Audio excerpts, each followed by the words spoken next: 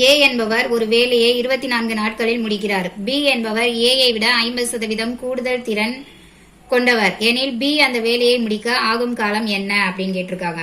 இப்ப ஏக்கும் பிக்கும் இடையில அந்த எஃபிசியன்சி எவ்வளோன்னு பாக்குறோம். இப்ப A is to B is equal to A 100% திறன் உடையவரா இருந்தா பி இவரோட 50% அதிகமா இருக்காரா, அப்ப 150% வச்சுக்கணும். இப்ப இதை சிம்பிளிஃபை பண்ணோம்னா 2:3.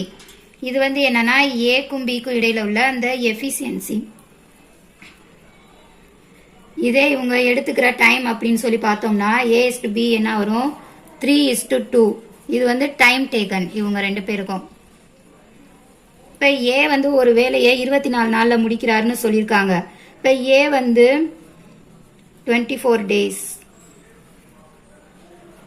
இப்ப 3 பங்கு வேலையை இவர் 24 நாள்ல முடிக்கிறாரு. அப்ப நம்மளுக்கு ஒரு பங்கு வேலையை எத்தனை நாள்ல முடிப்பாருன்னு பார்த்தோம்னா 24/3 is equal to 8 days. அப்ப ஒரு பங்கு வேலையை ஒரு 8 நாள்ல முடிப்பாரு.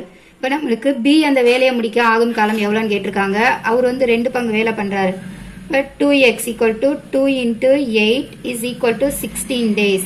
அப்ப பி எத்தனை நாள்ல முடிப்பாரு அப்படின்னு பார்த்தோம்னா 16 daysல அந்த வேலையை முடிப்பாரு. தேங்க்யூ.